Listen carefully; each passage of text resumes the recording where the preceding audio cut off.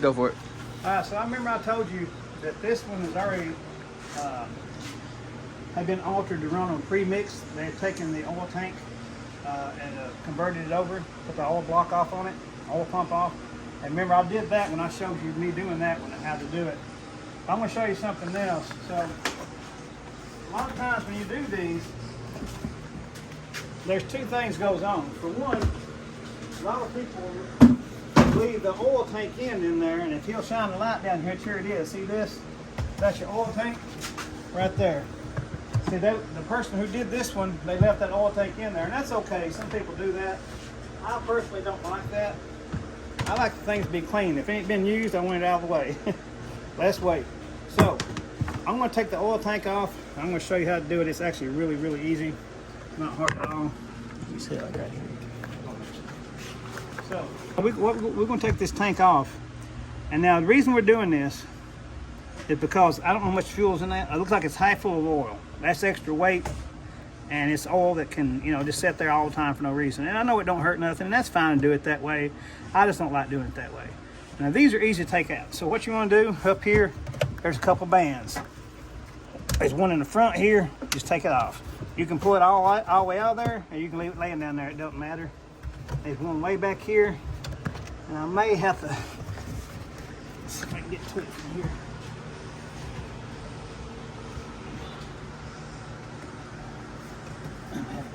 From there, I usually do it on that side.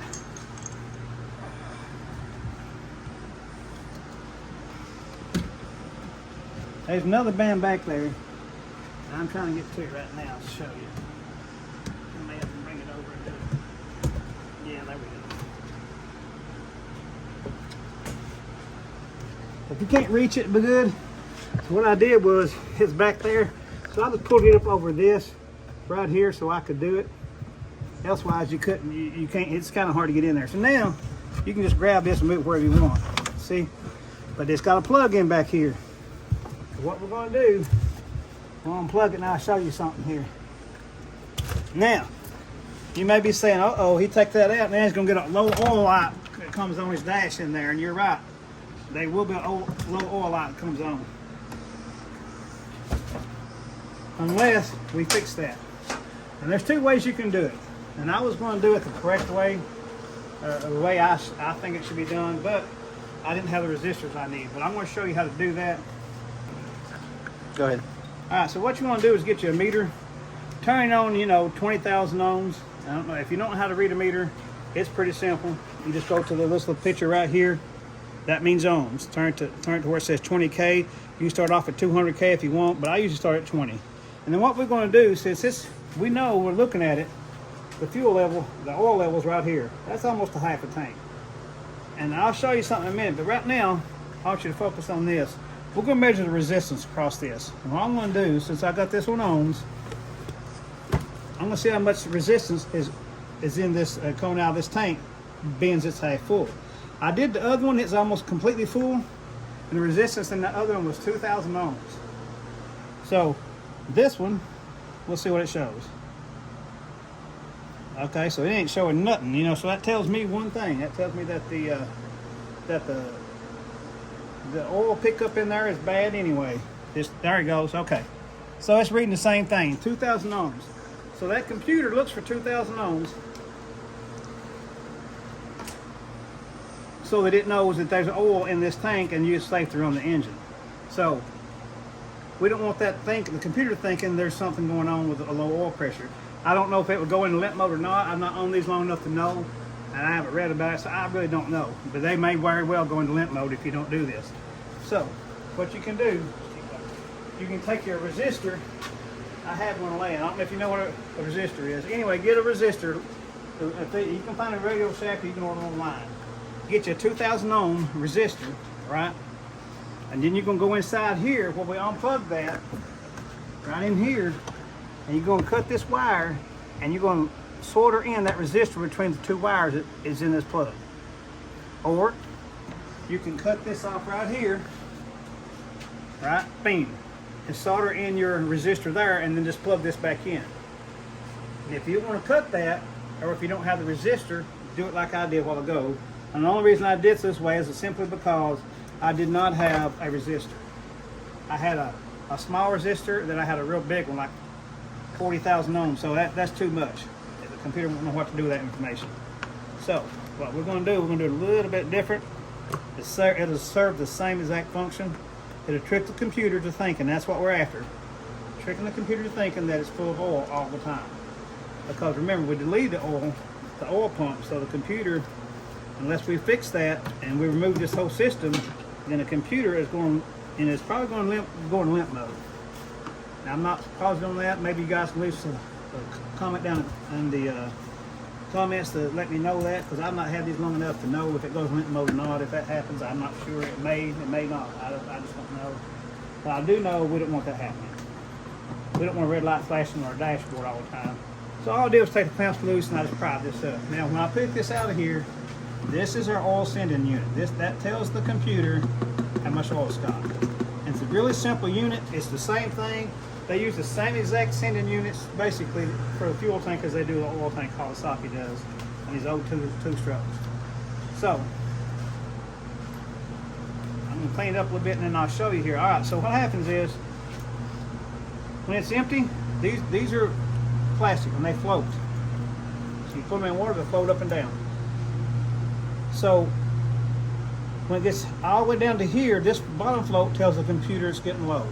If this one's all the way down, this top one's all the way down, the computer knows that, and then when it gets to here, then the computer knows, okay, it's getting really low on oil, and it starts flashing on your dashboard.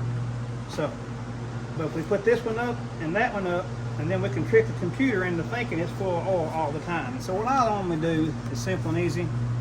I'll grab me a couple of zip ties and I'll show you. Simple and easy. So what we'll do here, get a couple of zip ties. Remember, I got this turned upside down because I want these up. This is the way it should go.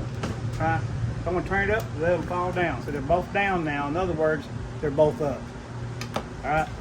We're going to put a zip tie real good and tight right here. The top one. Now see, that can't move. See, it's all the way up.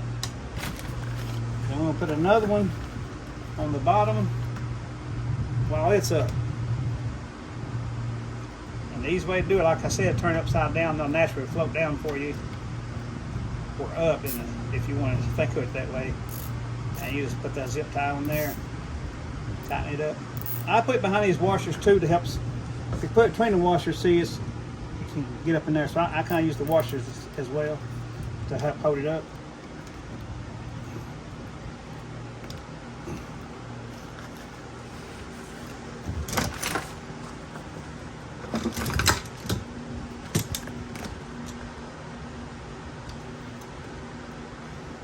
Now, you see those zip ties in here? That wire over there. You had them right there in that pile. I'll just cut these off right quick. Now, all we have to do is plug this back in, and we can lay it in the hole anywhere, and it's going to be fine. But I go a little step farther than that. What I like to do is zip tie it up and zip tie it upside down, just in case those zip ties work loose, which I don't think they will. It'll still be upside down, and the computer still think that, hey, it's full of oil. So you simply just plug this back in, back here where it came from. Easy done. It only plug in one way, so you can't do it wrong. Well, let me, before you do, or go ahead and zip tie it. And then I'll go through it all.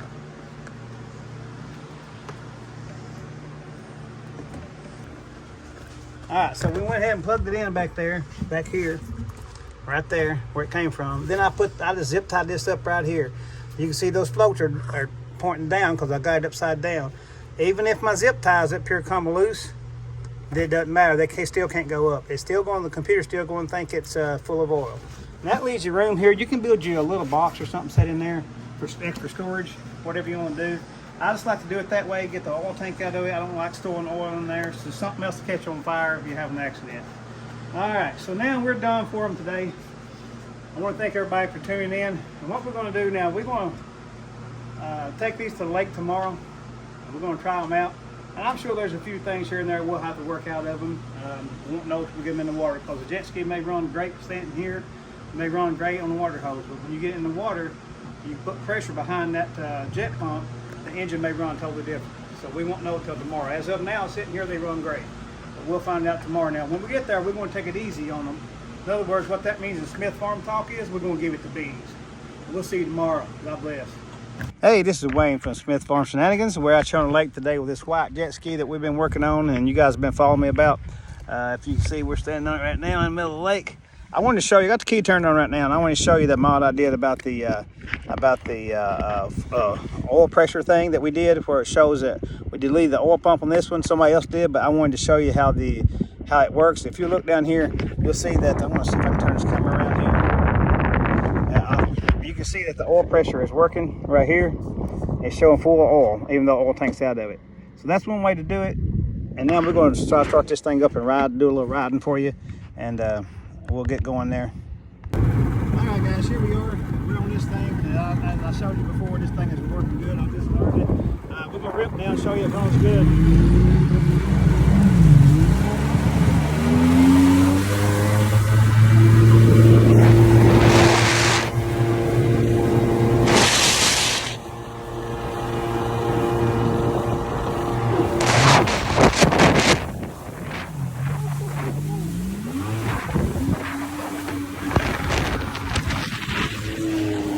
I about got dumped, I was going so fast.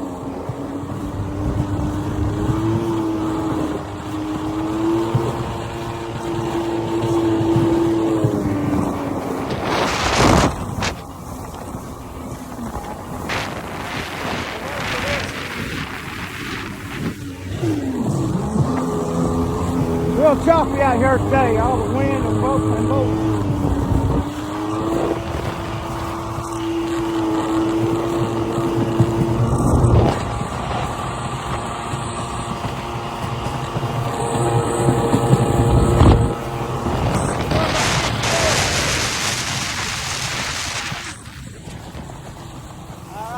Show you that. I'll show you that everything I did to it works.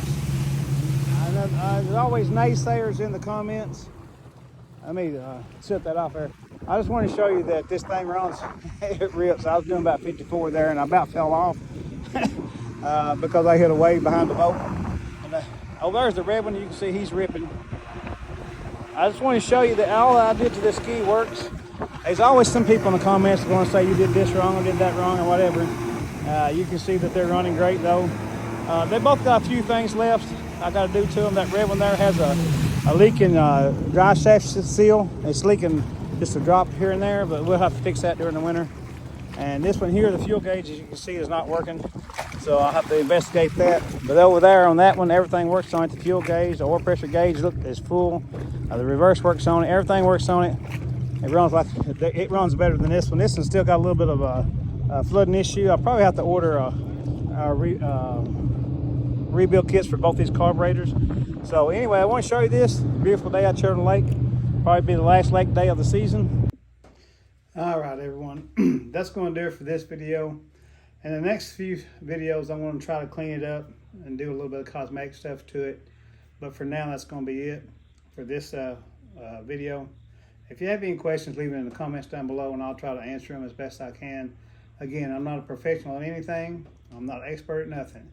I just believe here in this place that you got to do your own stuff, your own work as much as you can, save yourself some money and learn something along the way. And I think that's how we should live life. So this is Wayne from Smith Farm Shenanigans signing out.